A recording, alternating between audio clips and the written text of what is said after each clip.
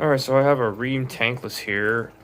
This is just doing my annual flushing, and this is why it's kind of important to flush them every year, at least once a year, because especially if you have hard water.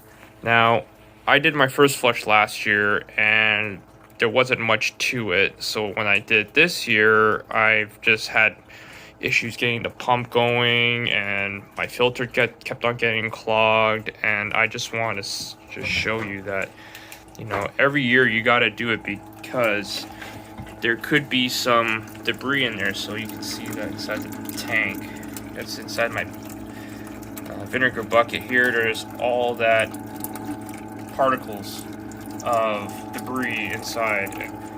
Kept on clogging up the filter every time I tried to pump it. Couldn't figure it out why the heck there was so much. I just went two pumps. I had two pumps back and forth. So yeah, that came out of my tankless, and I keep flushing the lines, and it just kept on clogging my filter. So I have a lot of junk in my water.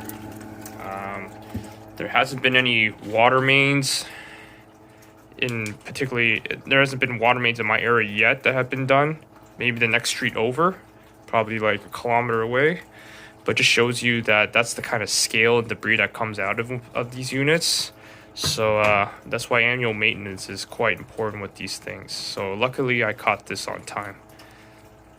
Okay, now I just finished pumping out my tankless unit. I'm done my hour. This is the filter. And this is the screen that protects the incoming water and captures whatever is inside your water before it comes inside your tankless. So this is the last line of defense, and as you can see, all this scale was inside my unit, and that's only after 1 year. So there's a whole bunch of the scale inside this bucket here that I'm going to empty and show you. But as you can see here, look at all that bits of scale. And I kept on, this is like the 5th or 6th time I had to clean it, because it was just having no flow out of the pump. So that's the shit that's inside your water, the calcium and the magnesium. So I got to clean this up and install it, and I'm going to then flush the unit through to rinse out any of the vinegar, so I don't have vinegar coming out of my hot water units. So there's a little bit, I took the pump out, and there's a little bit of debris in there, so we're going to empty this bucket into a floor drain, and then we'll try to capture as much of the scale buildup just to see what it's like.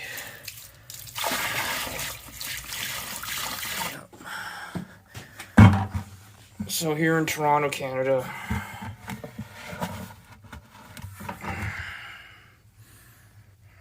after 1 year of use, this is the scaling that you built up in my tankless unit. Some could be worse, some could be less, depending on usage. The more usage you use, the more emphasis you have to do your maintenance, because all this just came out, just one household use. It's just me and my wife, 2 people in this unit, and we use the showers, just daily regular showers, clothes wash, kitchen, no dishwasher, but that's the shit that's inside the stuff inside the unit. So yes, tankless units should be serviced every year. So I cleaned out the filter, scrubbed it out, and you just reinsert it in here. This should be checked once a month if you're in really hard areas of water, or if you're on a well, or if you know that there's been city work in your street with the water mains, new installations. Just gotta make sure you just check it out once in a while and make sure that it's clean. If not, then you'll get a no flow code, which on Rheem will be a P1, and that means low flow. Okay, so I finished my tankless flush for my annual service. What I usually do is that I like to try to make sure it works before I put everything back. So I disconnected the pump, put back and cleaned the filter, disconnected the lines, and left the hot hose on and drag it to a floor drain. Open my cold and just let it flush out the vinegar that's remaining inside the unit. So once that's done, you close everything off. Okay. What I usually do is I try to clear the error codes after I finished everything that we finished this service. So usually I put a garden hose there, and then I flush it to make sure the unit runs fine, no error codes, and you would check the sight glass here to make sure it's full fire. So on a 3/4 hose bib, you'll get around 19 liters a minute, and I'm around 80 psi here, so it's a pretty good pressure. So last thing I like to do is just clear the error codes, and this only does for soft error codes like error code 11, P1, 1L, and so on. So what you do is that you turn it off. Okay. Okay, make sure all your dip switches are on the off position, which means that it's on the down. It tells you on and off. Okay, so what you do is that you flip dip 1, switch 1 really fast. Okay. And then you hold either the min or the max until CL comes. And when it's solid like that, you let go and it's cleared. Okay? So do it one more time. So dip 1, switch on. Switch 1 on, off. Then hold it. And now it's gonna clear. Once it's solid like that, let go. And now you want to check your dip switches. You flip dip switch 1, dip 1, switch 1, which is the top left.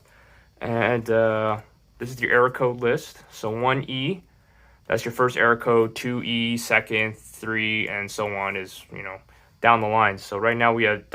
which is null, which means there's nothing left. Okay. So you switch that off. Put back the appropriate dip switches that you had before. So on my configuration, I have 1, 3 and 2, 2. So dip 1, switch 3 I had on. That's the water saving mode. And dip 2, switch 2 is because I'm over the 20-foot limit of my vent. I have to increase it by increasing the fan speed. So you switch it to this, it'll boost it up to 65 feet. Okay.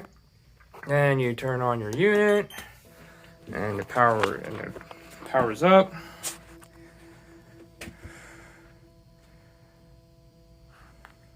And once it's done that, you're done your service. So hope this helps. Like and subscribe if you liked it. And thanks for watching.